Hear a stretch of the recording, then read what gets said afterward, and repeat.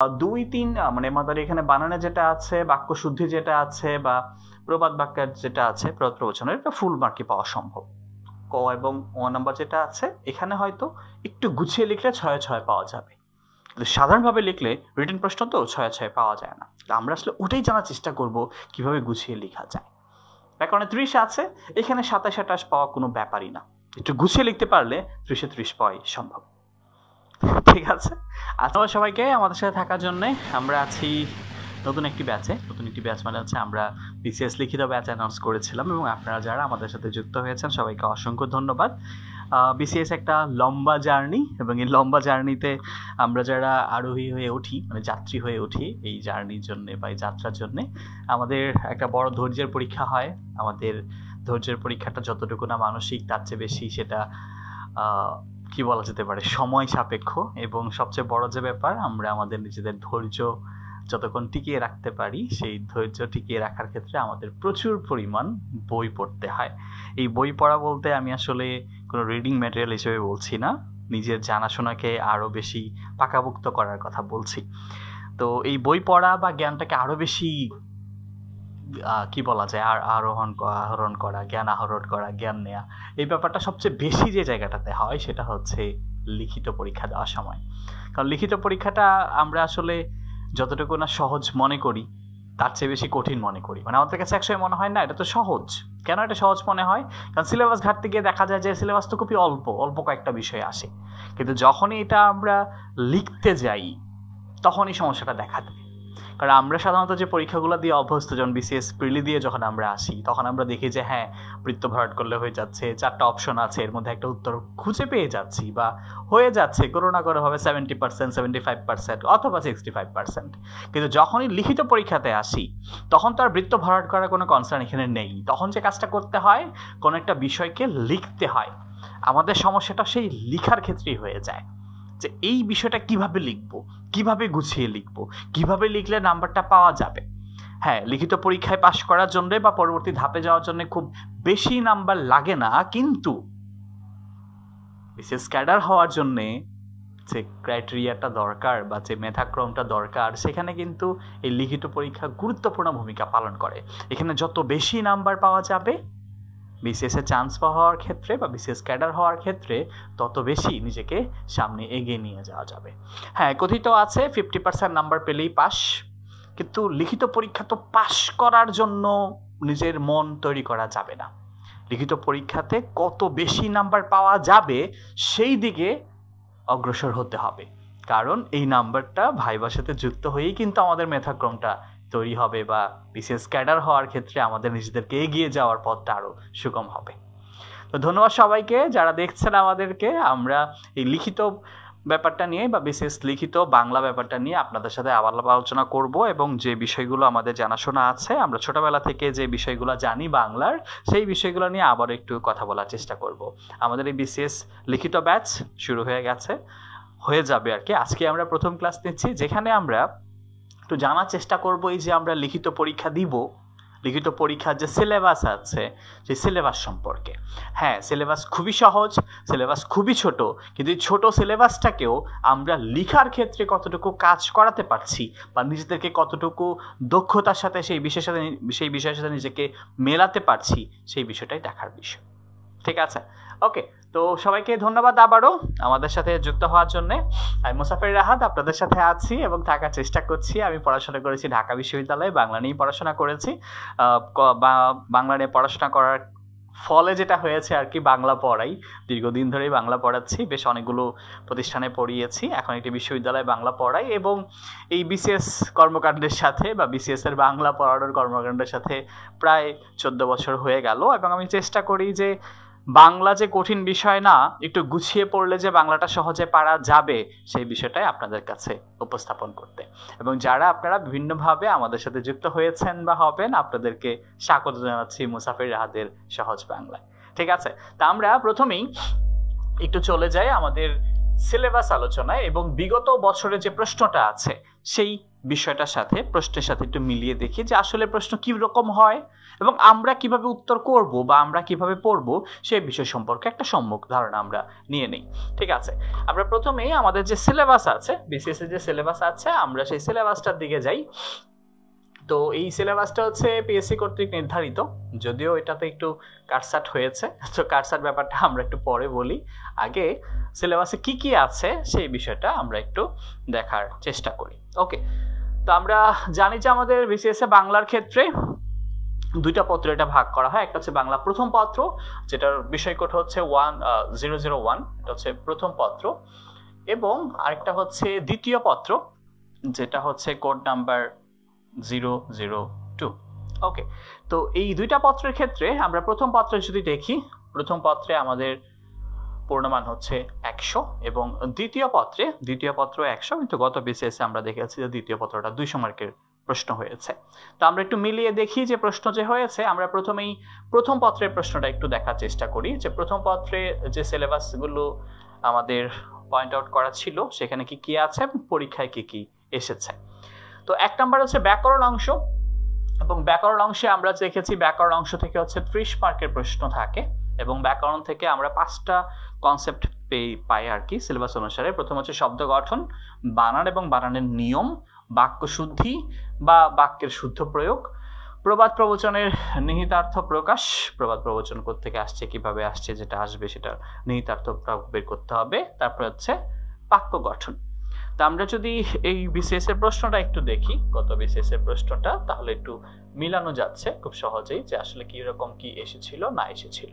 আচ্ছা, তাহলে আমরা 1 নাম্বার যেটা পেয়েছি ব্যাকরণ অংশ, আমরা যদি ব্যাকরণ অংশের প্রশ্নটা একটু দেখার চেষ্টা করি তাহলে দেখব যে প্রথমে যে শব্দ কনসেপ্ট আছে শব্দ গঠন, সেখান থেকে যে প্রশ্নটা এসেছে কিভাবে সমাসের সাহায্যে শব্দ তৈরি হয় উদাহরণ সহ আলোচনা করুন।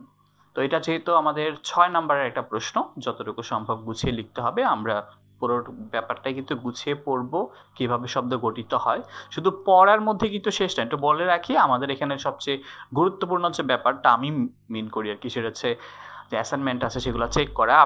আমি তো আপনাকে পড়ালাম, আপনারা অলরেডি কিছু কিছু ব্যাপার জানেন, আমি একটু গুছিয়ে দিব আরও ভালোভাবে। তারপরে কিন্তু আপনি লিখবেন, লিখে এটা আবার আপনি আমাদের কাছে পাঠাবেন, আমরা এটা চেক করে দিব যে আর একটু গুছিয়ে লেখা যায় কিনা। এখানে যে ব্যাপারগুলো আছে সবই খুবই সহজ, এগুলো লেখা কোনো ব্যাপার না, কিন্তু কতটুকু গুছিয়ে লেখা হয়েছে এটা একটা ব্যাপার। হ্যাঁ, যে কোনো গাইড কিনেই তো পড়লে হয়ে যায়, এটার আবার কোর্স করার কি আছে, দেখার কি আছে। গাইড পড়লে হয়ে যাচ্ছে, এটা তো আপনার কাছে থেকে গেল, কিন্তু আপনি যখন লিখে এটার ফিডব্যাকটা পাবেন তখন আপনি বুঝতে পারবেন যে আর কিভাবে এটা গুছিয়ে লিখলে নাম্বারটা আরও বেশি পাওয়া যেত। আমি আপনাকে সেই বিষয়ে সাহায্য করার চেষ্টা করব। দীর্ঘদিনের বিভিন্ন খাতা চেক করার পরিপ্রেক্ষিতে বিভিন্ন ট্রেনিংয়ের মাধ্যমে যতটুকু শিখেছি, বা আমি নিজেও ট্রেনিং করে যতটুকু শিখেছি রিটেন কনসেপ্টের, এটা বোর্ড পরীক্ষা হোক, চাকরি পরীক্ষা হোক, বা বিভিন্নভাবে যে পরীক্ষাগুলো আছে, সেই অভিজ্ঞতার আলোকে আমি চেষ্টা করব আপনাদের যতটুকু আমি শেখাচ্ছি বা যতটুকু আমি আপনাদেরকে জানানোর চেষ্টা করছি, আপনারা সেটা লেখার পরে ওই লেখাটা কীরকম হলো না হলো সেটা একটু দেখে দেয়া, যাতে করে ফাইনালি আপনার পড়াটা বা আপনার লেখাটা ভালো হয়, ভালো নাম্বার আসে। ওকে, ঠিক আছে। দ্বিতীয় যে কনসেপ্টটা ছিল বানান বা বানানের নিয়ম, এখানে আমরা দেখছি এখানে যেটা আসছে বাংলা শব্দগুলোর বা নিচে শব্দগুলোর বাংলা একাডেমির প্রমিত বাংলা বানানের নিয়ম অনুযায়ী কেন ভুল তা লিখুন। এখানে আমরা দেখবো 1 2 3 4 5 6 6টা বানান দিয়েছে এবং 6টা বানান কেন ভুল এটা আপনাকে লিখতে বলেছে। তো 6টার জন্য 6 মার্ক, এটা তো ফুল মার্ক এটাতে কিন্তু পাওয়া সম্ভব। আচ্ছা, 3 নাম্বার হচ্ছে বাক্য শুদ্ধি বা বাক্যের অপপ্রয়োগ। আমরা এখানে দেখবো যে এখানে 3 নাম্বারে বাক্যগুলো সংশোধন করতে বলেছে বাক্য শুদ্ধি দেখানোর জন্য, এবং যেহেতু 6 মার্কের 6টা থাকবে, 6টার মধ্যে 6টাই ভুল থাকবে, 6টা আমরা সঠিকভাবে লিখবো। এখানে কিন্তু 6-এ 6 পাওয়া সম্ভব। এই বাক্য শুদ্ধি যা আছে সবগুলোই কমন পড়ে, খুব সহজভাবেই কমন পড়ে, টেনশন নেওয়ার কিছু নেই। তারপরে হচ্ছে প্রবাদ প্রবচনের নিহিতার্থ লিখুন। তো এখানে আমরা দেখবো যে 6টা থাকবে স্বাভাবিকভাবে, প্রত্যেকটা এক করে।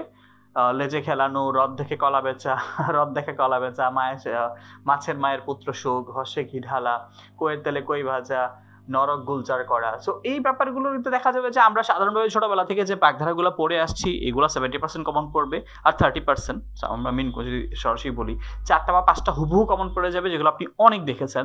একটা হয়তো একটু কেমন কেমন লাগবে, কিন্তু এগুলো আমরা একটু ভালো করে দেখার চেষ্টা করব যাতে করে 6টা কমন পড়ে এবং সহজভাবে লিখতে পারেন।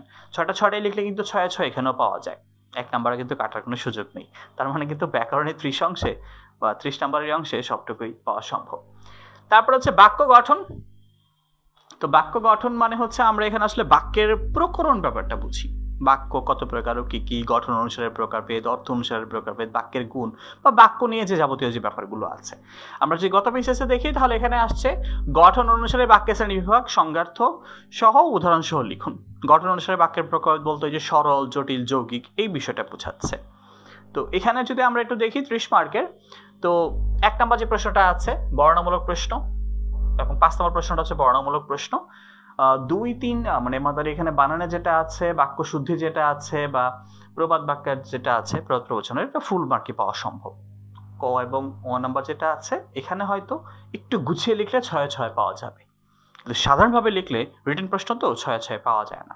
আমরা আসলে ওটাই জানার চেষ্টা করব কিভাবে গুছিয়ে লেখা যায়। ব্যাকরণে 30 আছে, এখানে 27-28 পাওয়া কোনো ব্যাপারই না, একটু গুছিয়ে লিখতে পারলে 30 পাওয়াই সম্ভব।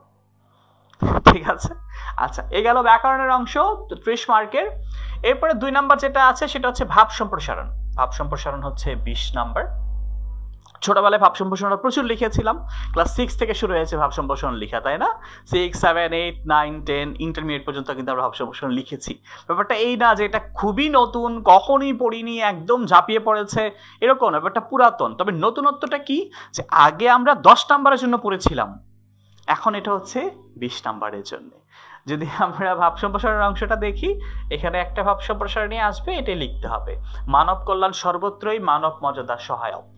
এই ক্ষেত্রে যে ব্যাপারটা কখনো কখনো এমন হবে যে আমরা ছোটবেলায় যেগুলো পড়েছি না সাধারণ কিছু, ওইটাই আসবে। আবার কখনো কখনো দেখা যাবে ছোটবেলায় যেটা পড়েছি ওটা সরাসরি আসছে না। ছোটবেলায় যেটা পড়েছি বলতে কি বোঝাচ্ছি, ওই যে আমাদের কিছু কমন ব্যাপার থাকে না, বন্যেরা বনে সুন্দর, শিশুরা মাতৃক্রোড়ে, অথবা ধরেন আমরা ছোট ছোট কি বলে জাতীয় জীবনের দুর্নীতি বা সাধারণভাবে যে সকল ভাব সম্প্রসারণ পড়েছি হুবহু সেগুলো আসতে পারে, অথবা সাম্প্রতিক কোনো বিষয় বা আমাদের নিজেদের জানাশোনার কোনো বিষয় নিয়েও আসতে পারে। তো সেই ক্ষেত্রে আমাদের যতটুকু সম্ভব একটু গুছিয়ে লেখা দরকার। তো সেই ক্ষেত্রে আমরা যেটাই আসুক প্রশ্নে আমরা গুছিয়ে লেখার চেষ্টা করব, যাতে করে যে 20 তো আসলে আসবে না, 18, 17, 16 মোটামুটি পাওয়া যায়। হ্যাঁ, খুব কমন নাম্বার আমরা অনেকেই জানি, কমন নাম্বার হচ্ছে 14, 15, কিন্তু আমরা তো ওভাবে আসলে কমন ভাবে না, এটা লেখার নির্দিষ্ট নিয়ম আছে। আমাদের কাছে মনে হয় যে ভাব সম্প্রসারণ লেখার আবার নিয়ম কি, যেটা আছে ওটা লিখে দিলে তো হয়ে যায় না, ব্যাপারটা এরকম না। এটারও নির্দিষ্ট একটা নিয়মের বালায় আছে, গুছিয়ে লেখার কনসেপ্ট আছে, আমরা সেটাই জানার চেষ্টা করব। ঠিক আছে, এবং আপনাদের যে অ্যাসাইনমেন্ট আছে সেগুলো চেক করব। এরপর হচ্ছে সারাংশ সারমর্ম, এটা হচ্ছে 20 নাম্বার বা 20 নাম্বারের। এবং এখানে আমরা যদি দেখি সারাংশটা আসছে যে সমাজে বহু ব্যক্তির মানসিক যৌবন আছে, সেই সমাজেরই যৌবন আছে। মানসিক যৌবনকে স্থায়ী করতে হলে শৈশব নয়, বার্ধক্যের দেশ আক্রমণ এবং অধিকার করতে হবে। দেহের যৌবনের অন্তে। সো ওই সারাংশ সারমর্ম এটা 20 নাম্বারের। আপনাদের প্রথমে শুনে অবাক লাগে, সারাংশ সারমর্ম 20 নাম্বার হবে কেন? এটা মাত্র 3-4 লাইনের ব্যাপার, এটা এত নাম্বার এত নাম্বার এত নাম্বার, এটা কেমন কথা? না, 3-4 লাইনের জন্য যে 20-20 এটা এক ব্যাপারটা অড, এটা না, এটাও কিন্তু একটা গুরুত্বপূর্ণ ব্যাপার। আপনি যখন বিশাল বড় কিছু পাবেন, এই বিশাল বড় কিছুকে সংক্ষেপে লেখারও একটা যোগ্যতা তৈরি হতে হবে। সারাংশ বা গুছিয়ে ছোট করে লেখার একটা যোগ্যতা কিন্তু আমাদের তৈরি হতে হবে, আর সেই কনসেপ্ট থেকে কিন্তু এটা আসা। এটারও নির্দিষ্ট নিয়ম আছে। আমরা ছোটবেলায় কি করতাম মনে আছে? আমরা মাঝখানে একটা লাইন নিতাম, শুরু থেকে একটা লাইন নিতাম, শেষ থেকে একটা লাইন নিতাম, তাই না? 6-7 পড়ার সময়। এখন তার এটা করা যাবে না, এখন এটা একটা নির্দিষ্ট নিয়ম মেনেই লিখতে হবে। এখন যদি আপনার মানে প্রশ্ন জাগে সারাংশ সারমর্ম লেখারও নিয়ম আছে স্যার? হ্যাঁ আছে, ওইটারও কিছু ব্যাপার খেয়াল রাখতে হয়, যে ব্যাপারগুলো খেয়াল রাখলে এই 20-এর মধ্যে 16-17 পাওয়া সম্ভব, আসলেই সম্ভব, আমরা ওগুলাই শিখব। আচ্ছা, এরপরে হচ্ছে 4 নাম্বার বাংলা ভাষা ও সাহিত্য। এই সাহিত্য অংশ থেকে হচ্ছে 30 মার্ক প্রশ্ন আসবে। তো আগে যেটা হতো 3 মার্ক করে 10টা প্রশ্ন থাকতো, আমরা 45তম বিসিএস এর কনসেপ্ট থেকে দেখেছি যে এটা কমে গেছে, এখন আমাদের 5টা প্রশ্ন থাকবে এবং এই 5টা প্রশ্ন থেকে আমাদের 6 মার্ক করে 30 মার্ক এখান থেকে হবে। তো এখানে যদি আমরা একটু দেখি, বাংলা সাহিত্যের চর্যাপদ কেন গুরুত্বপূর্ণ এটা চেয়েছে, অন্ধকার যুগ সম্পর্কে জানতে চেয়েছে, জসিমউদ্দিনের কাহিনী কাব্য আপনাদের মনে আছে কিনা, নকশিকাঁথার মাঠ, সুজন পাদিয়ার ঘাট, এগুলো আর কি বৈশিষ্ট্য লিখতে বলেছে। বেগম রোকেয়া সাখাওয়াতের সাহিত্য কীর্তি স্বাতন্ত্র্য লিখতে বলেছে, মানে বেগম রোকেয়া সাখাওয়াত হোসেনের যে সাহিত্যকর্ম সেগুলো কিরকম এই বিষয়ে জানতে চেয়েছে। মুক্তিযুদ্ধের স্মৃতিচারণমূলক যে কোনো একটি গ্রন্থের পরিচয় দিন, মানে মুক্তিযুদ্ধের স্মৃতি নিয়ে লেখা যে কোনো একটি বই। আপনি কোনো কিছু মনে না থাকলে আপনি 71 দিনগুলো দিতে পারেন, 71 ডায়েরি দিতে পারেন, ওগুলো মুক্তিযুদ্ধের স্মৃতি বিষয়ক বই। ওকে, আমরা এমনি বললাম আর কি, আমরা তো ডিটেলস আলোচনা করব। সো এই যে সাহিত্যের অংশটা আছে, আমাদের অনেকের কাছে মনে হয় এটা খুবই কঠিন, মারাত্মক পরিমাণ কঠিন, জীবন একদম শেষ হয়ে যাবে, বাংলা স্টুডেন্ট না হলে এটা লেখাই যাবে না। না, এরকম কিন্তু না। সাহিত্যের একদম বেসিক নলেজ যেটা আছে, প্রিলির জন্য আমরা যেটা পড়েছি, সেই বিষয়টা দিয়েও কিন্তু আমাদের এই সাহিত্য অংশটা সলভ করা সম্ভব। তো ব্যাপারটা এরকম না যে আমরা তাহলে এরকম ভাষা জ্ঞান নিয়ে রাখবো না, আমরা ভাষা জ্ঞান নিয়ে রাখবো না, আমরা এই সাহিত্য অংশ থেকে যে প্রশ্নগুলো আসা সম্ভব বা যেগুলো আগেও এসেছে সেই বিষয়গুলোই যতটুকু সম্ভব বিস্তারিতভাবে জানার চেষ্টা করব, যাতে করে বাংলা স্টুডেন্ট না হয়েও আমরা যেন এই প্রশ্নের উত্তরগুলো গুছিয়ে লিখতে পারি সেটাই জানার চেষ্টা করব, যাতে করে এখানে যে 30 নাম্বার আছে এই 30-এ যেন 25 পাওয়া খুব সম্ভব হয় 5 করে।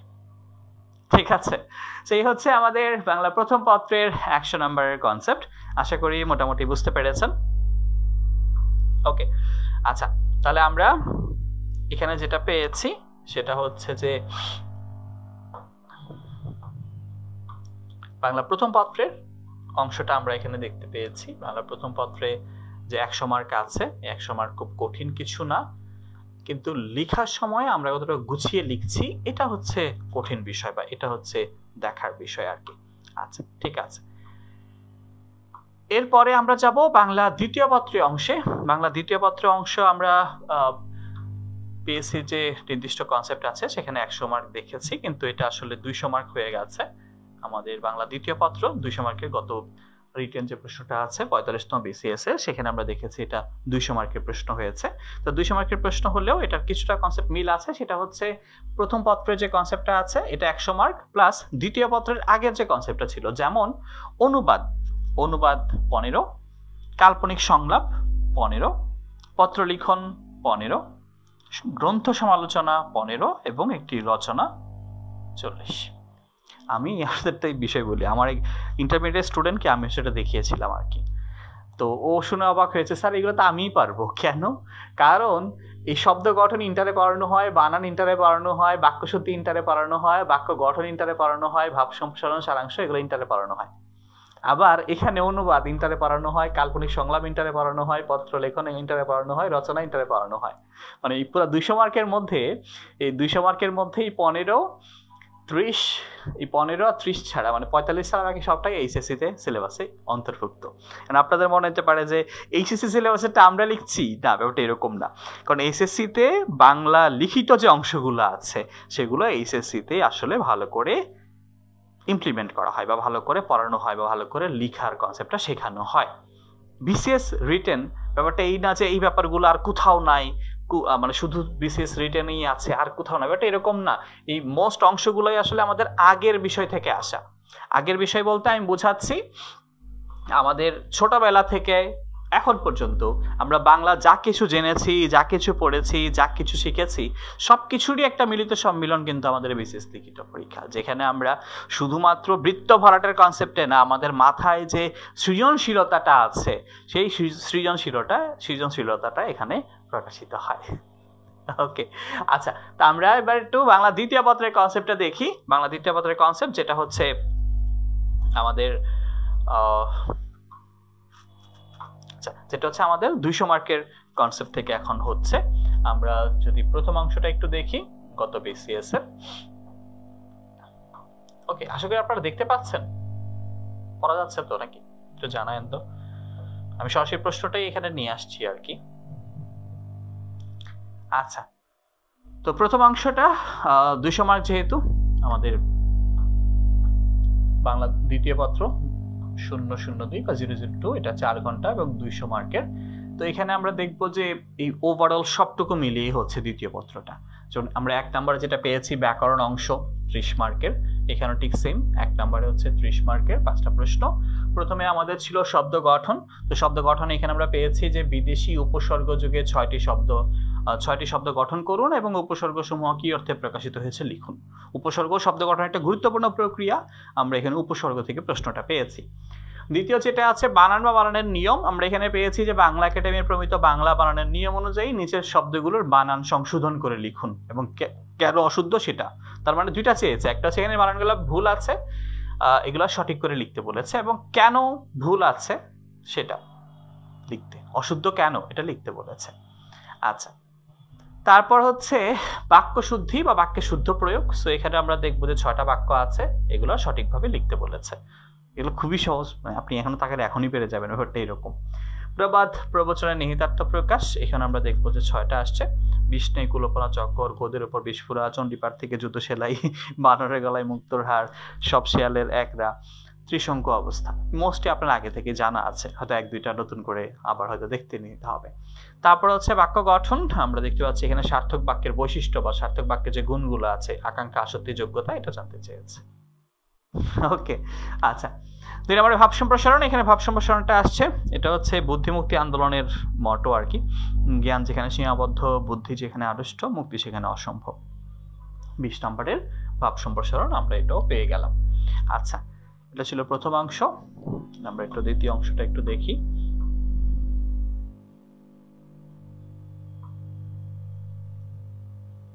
ওকে,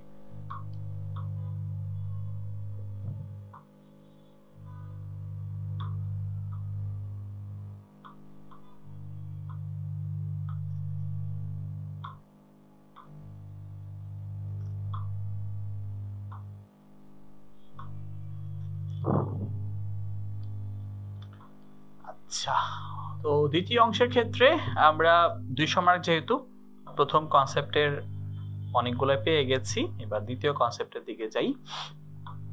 দ্বিতীয় কনসেপ্টের প্রথমে যেটা পাচ্ছি সেটা হচ্ছে সারাংশ সারমর্মের ব্যাপারটা।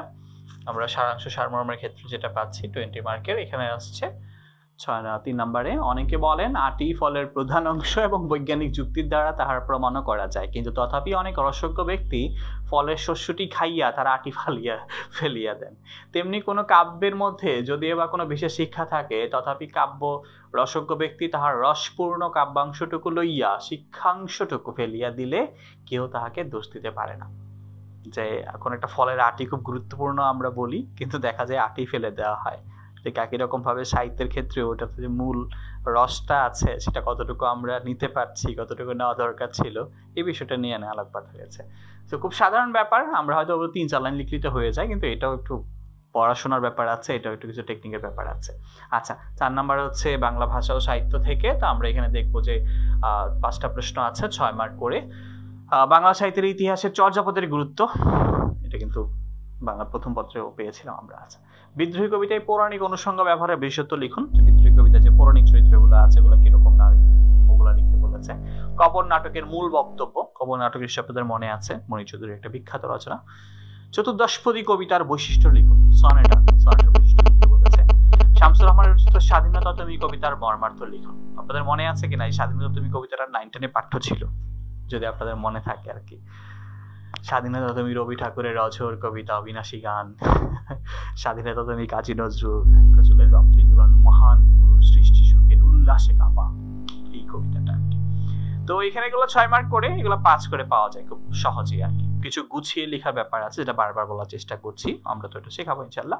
আচ্ছা, তাহলে প্রথম পত্রের এই যে 100 মার্কের কনসেপ্ট, এটা কিন্তু দ্বিতীয় পত্রের প্রথম 100তে হয়ে গেছে। এর পরের 100 হচ্ছে এখানের ব্যাপারটা, যেমন অনুবাদ করা ইংরেজি থেকে বাংলা 15 মার্কের। তো এখানে আমরা দেখবো 5 নম্বরে অনুবাদ আসছে। The process of acquiring language is important because it is what makes all our learning possible. তো এটা আসলে দক্ষতার উপর নির্ভর করবে যে আমরা আসলে কতটুকু ইংলিশে দক্ষতা আছে, এটা কিন্তু একটা ব্যাপার। আমাদের সাধারণত মনে হয় যে এই জিনিসটা আমাদের জন্য কঠিন, কিন্তু কঠিন না। আপনারা যারা লিখিত পরীক্ষা দিচ্ছেন ইংলিশে কিন্তু আপনাদের একটা যথেষ্ট ভালো জ্ঞান আছে। হ্যাঁ, বলতে গেলে স্পোকেন ইংলিশের যে ব্যাপারটা আছে এটা বলতে গেলে একটা আলাদা ব্যাপার, কিন্তু আমরা নিজেরা যখন লেখার ক্ষেত্রে ব্যবহার করছি তখন কিন্তু আমরা মোটামুটি পারি বলেই তো আমরা এই পর্যন্ত এসেছি, তাই না? ইংলিশে লিখতে পারি না ব্যাপারটা তো এরকম না। স্পোকেনের যেমন দরকার আছে, ইংলিশের লেখার ক্ষেত্রেও কিন্তু একটা দক্ষতার ব্যাপার আছে, এবং সেটা আমরা ছোটবেলা থেকে করে আসছি, টেনশন নেওয়ার কিছু নেই। ভোকাবুলারি আমরা যে পরিমাণ জানি, ফ্রেজ, ইডিয়মস বা গ্রুপ ভার্ব যে ব্যাপারগুলো আছে আর কি, বা ইংরেজি যে প্রবাদ প্রবচনগুলো আছে, এই ব্যাপারগুলো যতটুকু আমরা ভালো দক্ষ হব এগুলো রূপান্তর করা তত সহজ হবে। আর এগুলো তো আমরা প্র্যাকটিস করব, কিভাবে করব না করব শিখবো, টেনশন নিতে হবে না। এটা 15 মার্কের 12-র এটা অনায়াসে পাওয়া যায়। আচ্ছা, তাহলে আমরা অনুবাদ পেলাম। তারপর হচ্ছে কাল্পনিক সংলাপ, ডায়লগ রাইটিং আপনি জীবনে কখনো লিখেছেন কিনা একটু মনে করে দেখবেন যে ইন্টারমিডিয়েটে ইংলিশে ডায়লগ রাইটিং ছিল। আমি জানি না আপনাদের ছিল কিনা, আমি যখন ইন্টারে পড়তাম তখন তো আমি লিখেছি। যে কোনো একটা বিষয় দিবে, যেমন বর্তমান বাংলাদেশ দলের ক্রিকেটের অবস্থা নিয়ে বাবার সাথে সংলাপ। সাধারণ কাল্পনিক সংলাপ মানে কি, সরাসরি তো হচ্ছে না, কল্পনা একটা সংলাপ তৈরি করে। এটারও নির্দিষ্ট নিয়ম আছে, এটা কিন্তু ইন্টারমিডিয়েটে পড়ানো হয়, আপনাদের জ্ঞাতার্থে একটু জানিয়ে রাখি আর কি। আচ্ছা, তো এখানে যেটা আসছে আমরা যদি দেখি সংলাপ হিসেবে, যে সামাজিক যোগাযোগ ব্যবস্থার মাধ্যমে বাংলা ভাষার অপপ্রয়োগ বিষয়ে শিক্ষক শিক্ষার্থীর একটি কাল্পনিক সংলাপ রচনা করুন। যে সামাজিক যোগাযোগ মাধ্যমে আমাদের বাংলা ভাষার যে অপপ্রয়োগটা চলছে সেই বিষয়ে একজন শিক্ষার্থীর সাথে একজন শিক্ষকের সংলাপ তৈরি করার জন্য। তো এই সংলাপ লেখার নির্দিষ্ট কিছু নিয়ম আছে, কিছু শুরু করার একটা নির্দিষ্ট নিয়ম থাকে, এটা কিভাবে আগাবে, কিভাবে কি করতে হবে একটা নির্দিষ্ট নিয়ম থাকে, শেষটা কি করা যায়, কিভাবে করলে, এই ব্যাপারগুলো আমরা জানার চেষ্টা করব, যেটা একটা ফরমেশনই আছে নির্দিষ্ট আর কি। আচ্ছা, এরপর হচ্ছে পত্র লিখন। তো পত্র লিখনের ক্ষেত্রে আমরা ছোটবেলায় বা নিজেরা বাস্তবে পত্র লিখেছি কিনা এটা একটা বড় ব্যাপার, যে আমরা কি কখনো আসলে পত্র লিখেছি। হয়তো লিখেছি, অনেকে হয়তো লিখেছেন, কারণ জীবনে কোথাও না কোথাও হয়তো কাজে লেগেছে পত্রের ব্যাপারটা। তো এই পত্র লিখন ব্যাপারটা এখন আমাদের বিশেষ লিখিততে আছে, আমরা এটাকেও একটু গুছিয়ে লেখার চেষ্টা করবো, এবং এটার মার্ক কিন্তু অনেক, 15। তো সর্বশেষ যেটা এসেছে, পহেলা বৈশাখ উপলক্ষে আয়োজিত মঙ্গল শোভাযাত্রায় অংশগ্রহণের অনুভূতি জানিয়ে, যে মঙ্গল শোভাযাত্রায় আমি অংশগ্রহণ করেছি, আমার অনুভূতিটা কি এটা জানিয়ে বন্ধুকে একটা পত্র লেখা।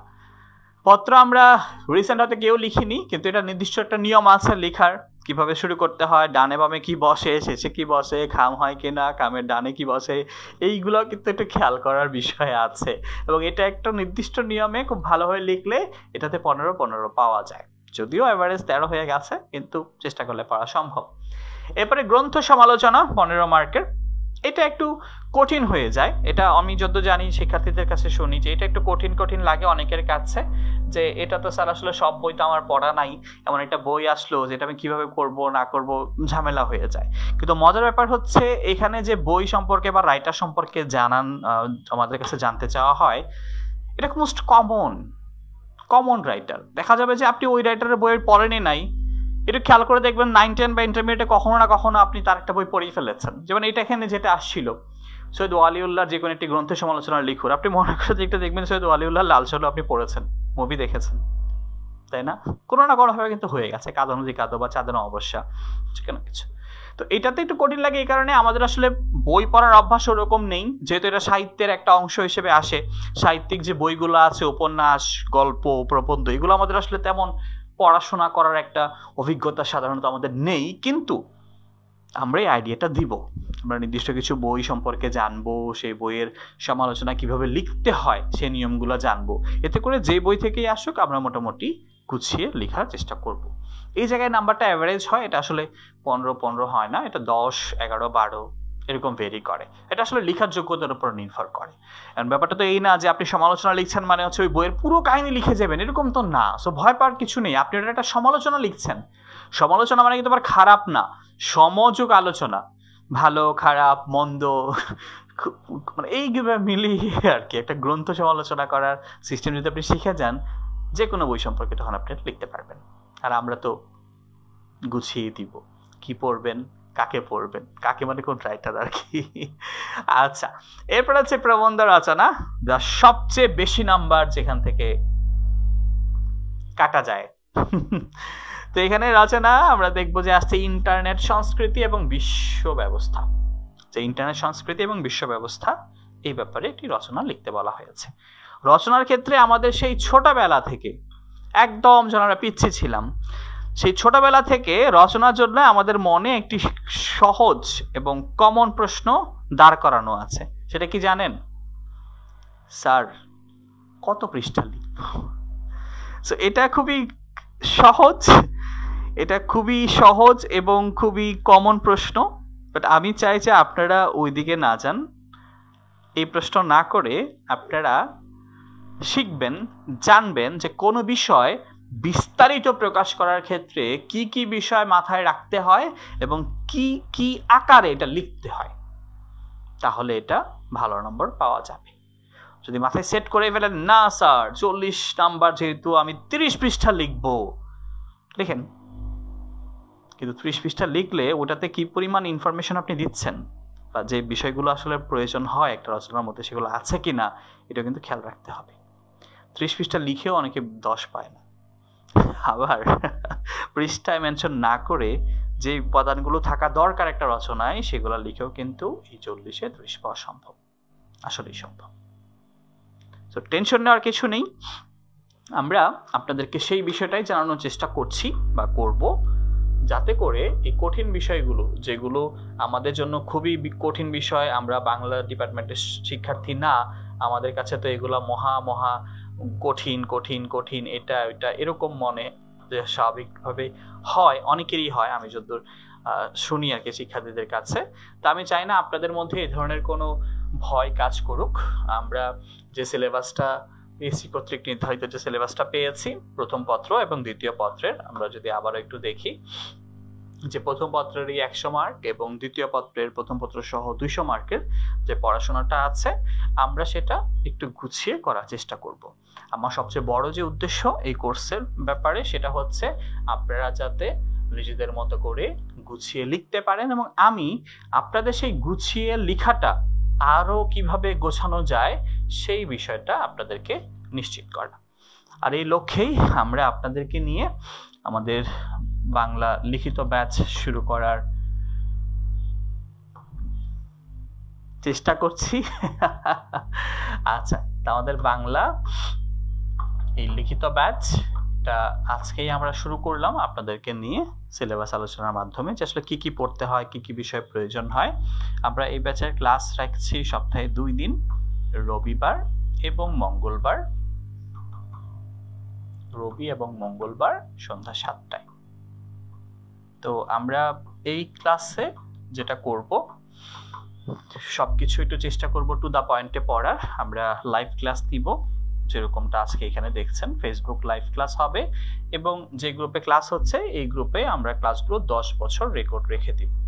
তো এই ক্লাসগুলো শুধুমাত্র